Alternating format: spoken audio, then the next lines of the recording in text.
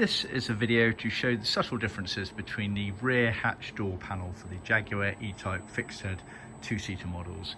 It's come to light recently, after 40 years of making these kits, that the very early cars, the flat floors mainly, some of them featured a slightly different rear door panel.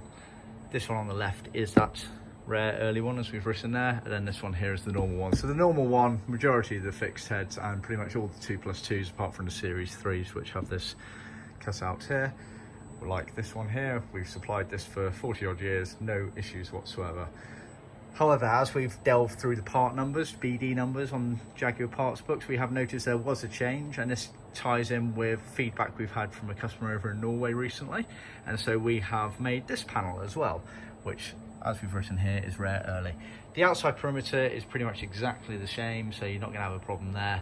It seems to be the positions and numbers of fixing holes that changes. As you can see on this rare early one here, I'll go around slowly. You've got all of these fixing holes going round. For some reason there seems to be lots and lots of these little holes here and going up along there.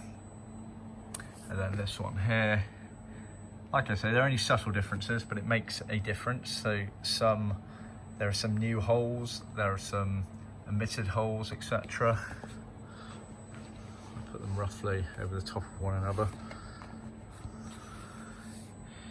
You can see the subtle differences, but differences nonetheless. So this kit here, this grey one, is actually going over to Australia. The chap has a flat floor, very early car actually. I think it's number 34 off the production line for the right-hand drive models.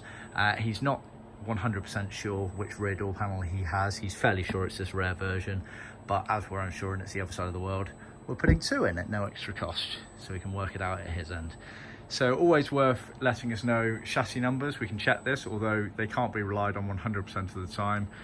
And then photos are always useful as well, and we can work it all out. See our website for more details.